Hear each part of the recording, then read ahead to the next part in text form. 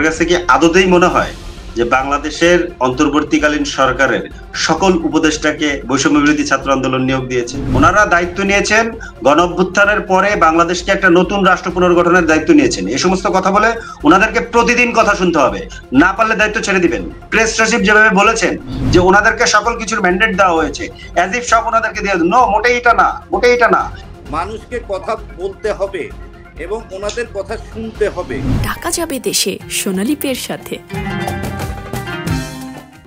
সমন্বয়কদের মধ্যে এবং বেশ কিছু অসঙ্গতি আমরা দেখছি এবং বিশেষ করে সমন্বয়ক তো এখন বলা যায় না, আপনারা রাজনৈতিক দল গঠন করেছেন, আপনাদের রাজনৈতিক দলের নেতাদের কথা বলছি। রাজনৈতিক নেতাদের সাথে সরকারের দায়িত্বশীল ব্যক্তিদের একটা বড় দ্বন্দ্ব আমরা প্রকাশ্য দেখতে পাচ্ছি। নাসিরউদ্দিন পাটোয়ারি আপনাদের মুখ্য সমন্বয়ক এনসিপি, তিনি বলেছেন বাংলাদেশের এডুকেশন ডুবিয়ে দিয়েছেন ওয়াহিদুদ্দিন মাহমুদ এবং ফিনান্সিয়াল সেক্টর ডুবিয়ে দিয়েছেন সালেউদ্দিন এবং আইন মন্ত্রণালয় ডুবিয়ে দিয়েছেন আসিফ নজরুল।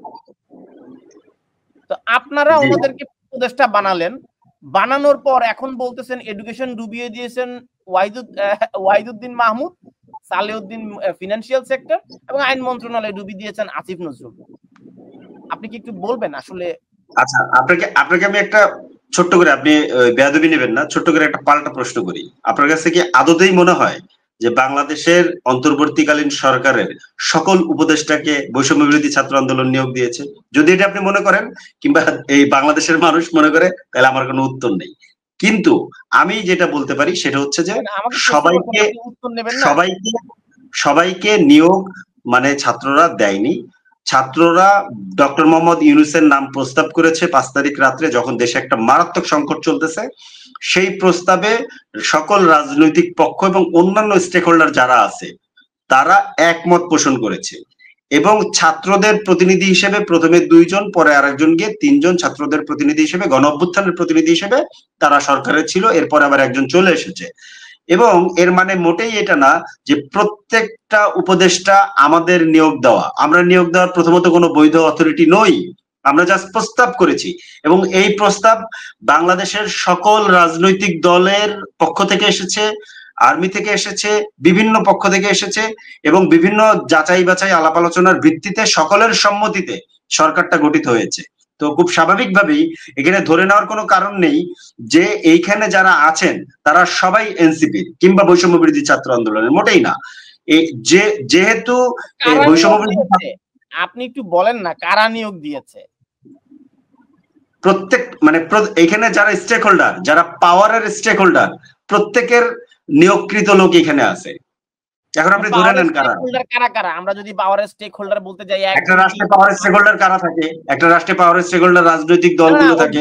পরবর্তী সময়ে পাওয়ার স্টেক হোল্ডার কারা?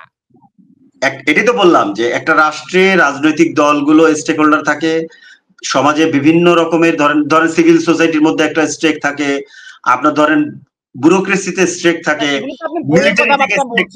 আপনি বইয়ের কথাবার্তা বলছেন, বইয়ের কথা না, একদম টু দা পয়েন্টে আপনি বলেন। আপনার নাসিরউদ্দিন পাটোয়ারি বলেছেন এডুকেশন সেক্টরকে ডুবিয়ে দিয়েছেন ওয়াহিদুদ্দিন মাহমুদ। কোন জায়গায় কিভাবে ঢুকেছেন? উনি কি ফুটো করে দিয়েছেন? এদিকে পানি ঢুকে এডুকেশন সেক্টর বন্ধ হয়েছে? মানে সুনির্দিষ্ট অভিযোগ গুলো কি আসলে আমরা সেটা জানতে চাচ্ছি। মানে আইন মন্ত্রণালয়কে ডুবিয়ে দিলেন আসিফ নজরুল। আচ্ছা, ধরেন বলি, সেটা হচ্ছে যে বাংলাদেশে যতগুলো পাবলিক ইউনিভার্সিটি আছে, এই পাবলিক ইউনিভার্সিটি গুলোর ভিসি, প্রভিসি, প্রক্টর, রেজিস্ট্রার এগুলো কে নিয়োগ দিয়েছেন? নিশ্চয়ই শিক্ষা মন্ত্রণালয়। কাদেরকে নিয়োগ দিয়েছেন এটা আপনারা একটু খোঁজ নেন, তাহলে পেয়ে যাবেন। তারপরে ধরেন এই যে ধরেন সব হইলো বাংলাদেশে, কিন্তু বাংলাদেশে আমরা বলতেছি সব ধ্বংস হয়ে গেছে, সব ধ্বংস হয়ে গেছে, সব ধ্বংস হয়ে গেছে। একদম খুব সিম্পল কথা না, আমরা জানি যে বাংলাদেশের শিক্ষা ব্যবস্থাটা ধ্বংস হয়ে গেছিল। তাহলে শিক্ষা ব্যবস্থাটা ধ্বংস হয়ে যাওয়ার পরে আপনি যে শিক্ষা ব্যবস্থাটাকে গড়ে তুলবেন, একটা বেসিক দাবি না একটা শিক্ষা সংস্কার কমিশন করতে হবে। কোথায় সেই শিক্ষা সংস্কার কমিশন? সেই শিক্ষা সংস্কার কমিশন কোথায় হয়েছে? হয়নি। নিয়োগ শিক্ষা উপদেষ্টা যে সমস্ত নিয়োগগুলো দিয়েছেন ভাইস চ্যান্সেলর এবং অন্যান্য জায়গায়, সেই নিয়োগগুলো যথাযথ হয়নি। কাদেরকে নিয়োগ দিয়েছেন আপনারা খোঁজ নেন, তাহলে বুঝতে পারবেন। কাদেরকে কারণ মিডিয়ার শক্তি তো আমাদের থেকে অনেক বেশি। আমার একটা চাকরি দিয়ে দিলেন, কাদেরকে খোঁজ নিব আমি? না না না, মিডিয়ার শুনেন, মিডিয়ার শক্তি আমাদের থেকে অনেক বেশি। তো আমরা তো একটা নতুন রাজনৈতিক দল, আমাদের তো অত লোকজন নেই, আমাদের তো অত শক্তি নেই।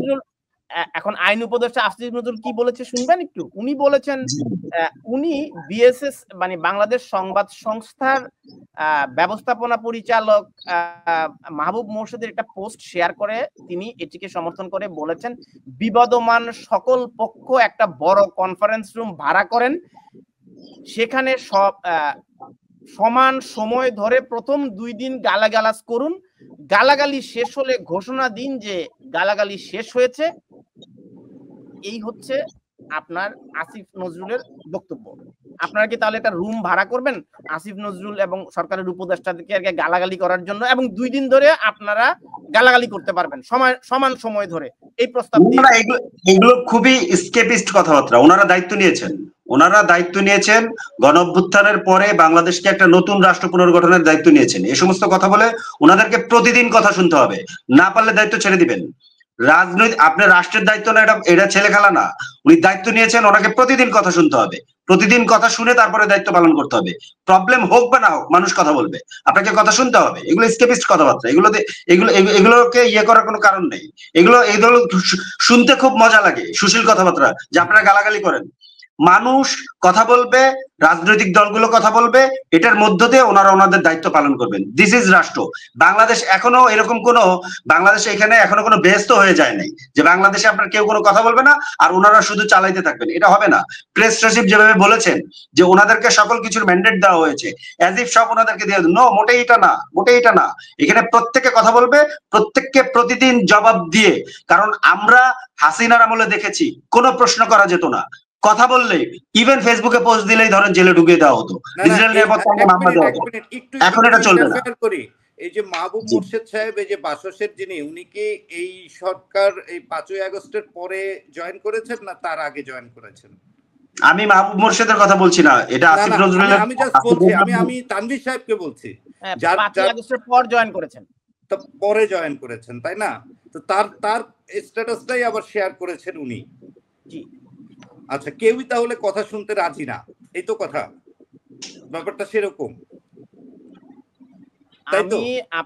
ব্যাপারটা তো সেরকম, কেউ কথা শুনতে রাজি না। উনি যেটা বললেন, এই যে ফরিদুল হক সাহেব যেটা বললেন, অবশ্যই এটা একদম সরাসরি মানুষকে কথা বলতে হবে এবং ওনাদের কথা শুনতে হবে, এটাই সত্য। ওনারা রাষ্ট্র পরিচালনার দায়িত্ব প্রাপ্ত হয়েছেন, অতএব ওনাদের দায়িত্ব বেশি এবং ওনাদের কথা শুনতে হবে। ওনারা বলতে পারেন না যে আপনারা একটা হল ভাড়া করে তারপরে দুই গ্রুপ মিলে ঝগড়াঝাটি গালাগালি করেন। এটা তো খুবই মানে অপমানজনক একটা কথা, তাই না? এটা তার মানেটা কি? এটাতে আসলে কি বুঝাতে চাচ্ছেন? এখন আপনাদেরকে রুম ভাড়া করতে বলছে, রুম ভাড়া করে আপনারা সমান সময় নিয়ে আপনারা গালি দিবেন, ওনারা শুনবে, সেটাই তো জবাব দিতে একটা। না, এটা যতদিন ওনারা দায়িত্বে আছেন ততদিন কথা শুনতে হবে।